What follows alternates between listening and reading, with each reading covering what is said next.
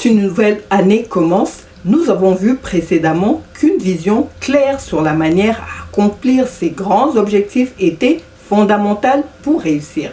Mais comment garder sa motivation du début tout le long de l'année sans se fatiguer, sans se disperser, sans procrastiner ou sans se démotiver? Comment préparer stratégiquement l'exécution de son plan d'action et gérer son emploi du temps de façon optimale? Je vais répondre à toutes ces questions, alors restez à l'écoute.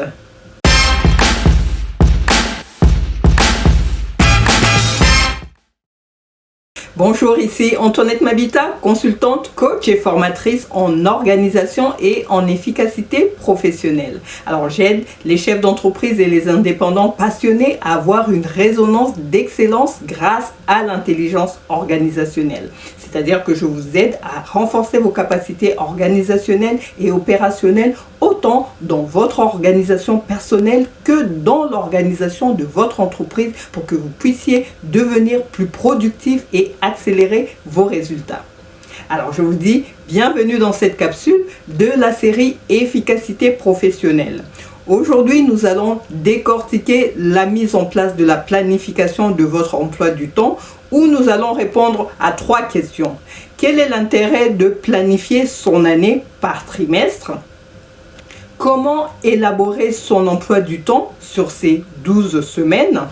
Et que faire pour exécuter coûte que coûte son plan? Alors prêt? Installez-vous confortablement et restez bien à l'écoute jusqu'à la fin parce que vous aurez quelques pépites à relever.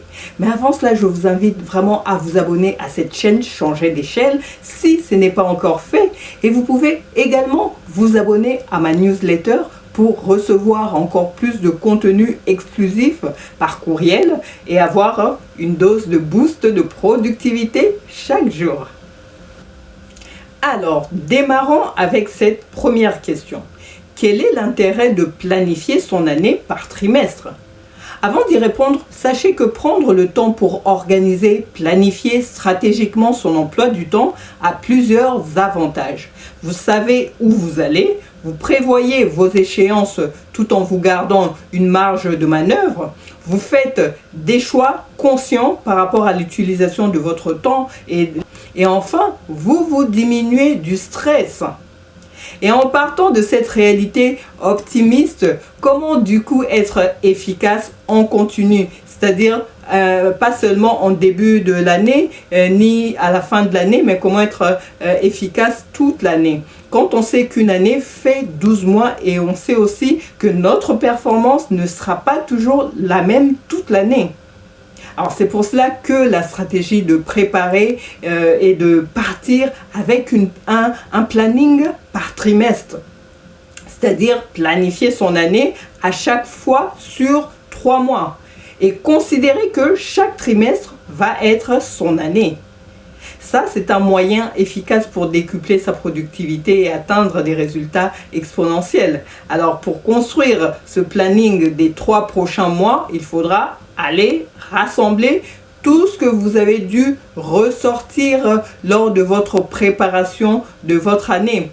Nous avons fait cet exercice avec la checklist que je vous ai offert des 7 grandes étapes pour organiser son année qui est accompagnée d'une mini-formation qui permet à la fin de réunir tous les éléments, de préciser toutes les actions à réaliser afin de créer un emploi du temps optimal sur un temps maximisé. Ensuite, une fois cette étape franchie, nous passons à la deuxième question. Comment élaborer son emploi du temps sur ces 12 semaines? Alors pour mettre en place tout ce que vous devriez faire sur les 12 semaines à venir, 4 actions à intégrer dans votre emploi du temps, on va les voir tout de suite. Alors commencez par placer les objectifs que vous allez poursuivre sur les 3 premiers mois en choisissant la manière dont vous allez les scinder en plusieurs mini-projets.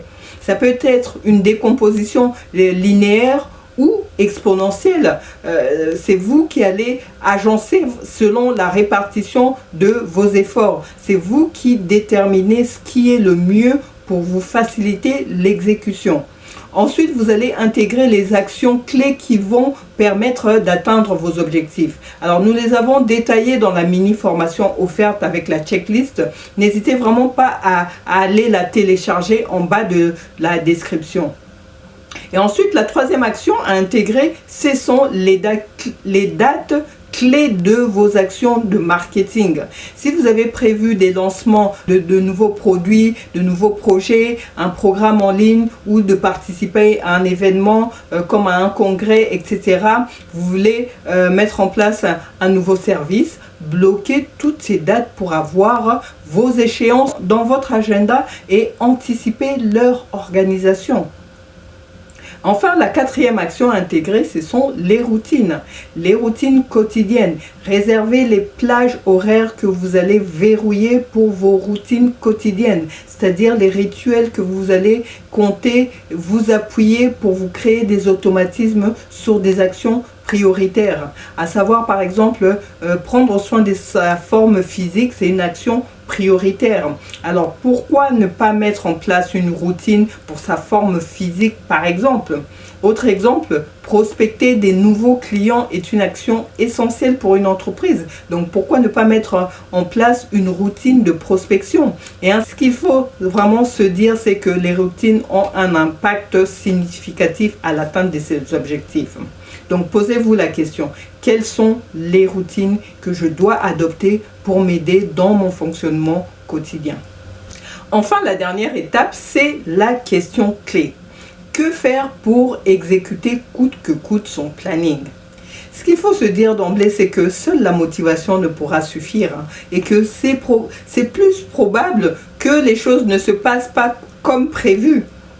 On sait encore mieux aujourd'hui que même avec un plan bien ficelé, les imprévus et toutes les choses où nous n'avons pas le contrôle peuvent s'immiscer à tout moment. Alors, que faire pour exécuter quand même avec force et courage notre planning malgré les déconvenues que nous pourrions rencontrer? Il y a des actions concrètes que vous pouvez faire. Vous pouvez par exemple déjà vous challenger chaque jour pour vous aider avec des moyens de mesure pour passer en revue votre progression semaine après semaine, de sorte à rester vraiment focus et concentré. Il existe des outils et des applications pour vous permettre de vous challenger. Ou encore, si vous décidez de passer à la vitesse supérieure, vous pouvez investir sur un coaching en organisation pour vous aider à faire décoller votre productivité. Et n'oubliez pas la mentalité à adopter, c'est pas d'excuses.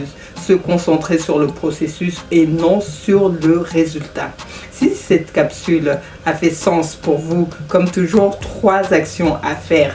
1. Cliquez sur s'abonner. Si ce n'est pas encore fait, 2. Télécharger gratuitement ma checklist pour organiser votre année avec stratégie et obtenir la mini-formation par courriel pour chaque étape exposée pour vous aider justement à réunir tous les éléments de vos actions clés pour constituer un emploi du temps solide.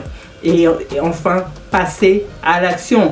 Passez à l'action comme le dit Og Mandino. Agissez maintenant.